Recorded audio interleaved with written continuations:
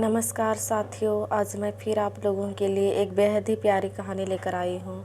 तो चलिए शुरू करते हैं। एक शहर में पुलिस ने सभी चोरों की नाक में दम कर दिया था। सारे चोर एक के बाद एक पकड़ा रहे थे। बस एक चोर जैसे तैसे बचकर एक जगह जा छिपा था। तभी उसे एक ख्याल आया कि क्यों ना वो भगवा पहनकर साधु बन जाए। ये दुनिया चोरों को तो जूता मारती है, लेकिन अगर वही चोर भगवा पहन ले तो उसके पैर में पड़ी रहती है। इस प्रकार चोर साधु बनकर घूमने लगता है। कुछ दिनों बाद पाखंडी साधु में एक कला थी कि वो बोलने में बहुत माहिर था।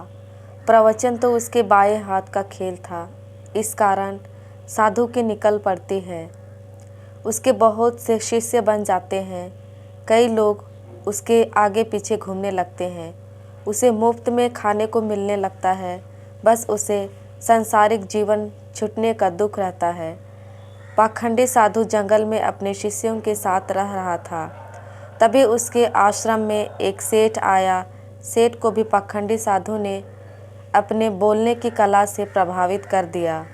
साधु से मिलकर जब सेठ अपने घर पहुंचा तो उसे एक ख्याल आया। असल में सेठ को एक दुविधा थी। उसके पास बहुत सोना था, जिसे चोरों के डर के कारण वो अपने घर में नहीं रख सकता था। उसने सोचा कि क्यों ना ये सोना साधु के आश्रम में रख दिया जाए, क्योंकि साधु को कभी कोई मोह माया नहीं रहती। वो तो भगवान का रूप होते हैं। किसी को ऐसे देवता पर शक भी नहीं होगा कि उनके आश्रम में सोना गढ़ा हुआ है।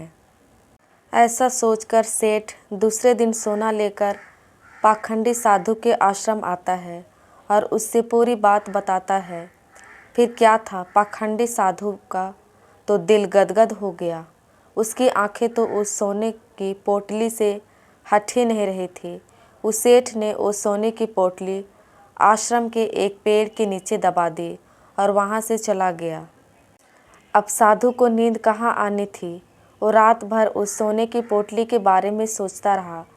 उसने सोचा, अगर ये सोना मिल जाए तो जीवन तर जाएगा। सांसारिक सुख भी मिलेगा जो इस भगवा कपड़ों ने छीन लिया है। इस तरह साधु ने कई सपने देख डाले।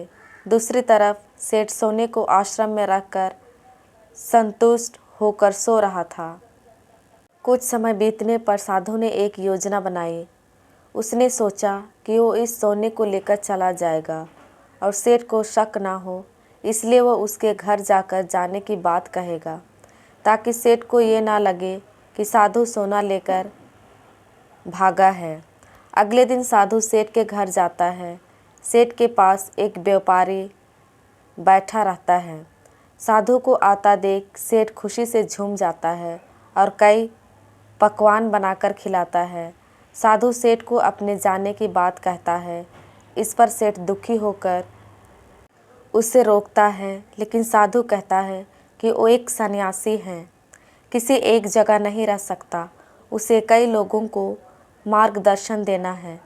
ऐसा कहकर साधु बाहर निकलता है और जानबूझकर सेठ के घर का एक तिनका उठा ले जाता है। थोड़ी देर बाद साधु वापस आता है, जिसे देख सेठ वापस आने का कारण पूछता है। तब साधु कहता है कि आपके घर का यह एक तिनका मेरी धोती में लटक कर मेरे साथ जा रहा था, उसे लौटाने आया हूँ। सेठ हाथ जोड़ कहता है, इसकी क्या ज़रूरत थी। तब साधु कहता है, इस संसार की किसी वस्तु पर साधु का कोई हक नहीं है। फिर अपनी बातों से वो सेठ को मोहित कर देता है और वहाँ से निकल जाता है। यह सब घटना सेठ के पास बैठा व्यापारी देखता है और सेठ से पूछता है कि कौन है ये साधु। तब सेठ उसे पूरी बात बताता है, जिसे सुनकर व्यापारी ज़ोर ज़ोर से हंसने लगता है। सेठ हंसने का कारण पूछता है। तब व्यापारी उससे कहता है, तुम मूर्ख हो, वो पाखंडी तुम्हें लूट के ले गया। जिस पर सेठ कहता है, कैसी बात करते हो, वो एक संत हैं, बहुत ज्ञानी हैं। व्यापारी कहता है, अगर तुम्हें अपना सोना बचाना है तो उस जगह चलो जहाँ सोना दबाया था। सेठ उसे वहाँ ले जाता है और खुदाई करता है, लेकिन उसे कुछ नहीं मिलता, वो रोने लगता है। तब व्यापारी उससे कहता है, रोने का वक्त नहीं है, जल्दी चलो, वो साधु दूर नहीं गया होगा। सेठ और व्यापारी पुलिस को बोलते हैं और पुलिस उस पाखंडी साधु को ढूंढ लेती है। तब सभी को पता चलता है कि वास्तव में यह कोई सिद्ध बाबा नहीं, एक चोर था, जिसने अपनी बोलने की कला का इस्तेमाल कर कई लोगों को लूटा था। पुलिस से बचने के लिए भगवा पहन लिया था। सोना मिलने के बाद सेठ की जान में जान आती है। सेठ व्यापारी से पूछता है कि उसे कैसे पता चला कि यह साधु पाखंडी हैं। व्यापारी ने कहा, वो साधु बार बार अपने आप की तारीफ कर रहा था। संत कितने महान होते हैं, बार बार यही दोहरा रहा था, जबकि वो सच मायने में संत होते हैं। उन्हें इस बात को दोहराने की ज़रूरत नहीं पड़ती। इसलिए मित्र, आज के समय में जो भगवा पहनकर प्रवचन देते हैं, वो सभी संत नहीं होते। दोस्तों, पाखंडी साधु की कहानी आपको कैसी लगी? प्लीज़ कमेंट करके अपनी राय ज़रूर दीजिएगा। और यदि आपको अच्छी लगी हो तो हमारे चैनल को लाइक, शेयर एंड सब्सक्राइब कीजिएगा, ताकि हम आपके लिए और अच्छी अच्छी कहानियाँ ला सकें। धन्यवाद।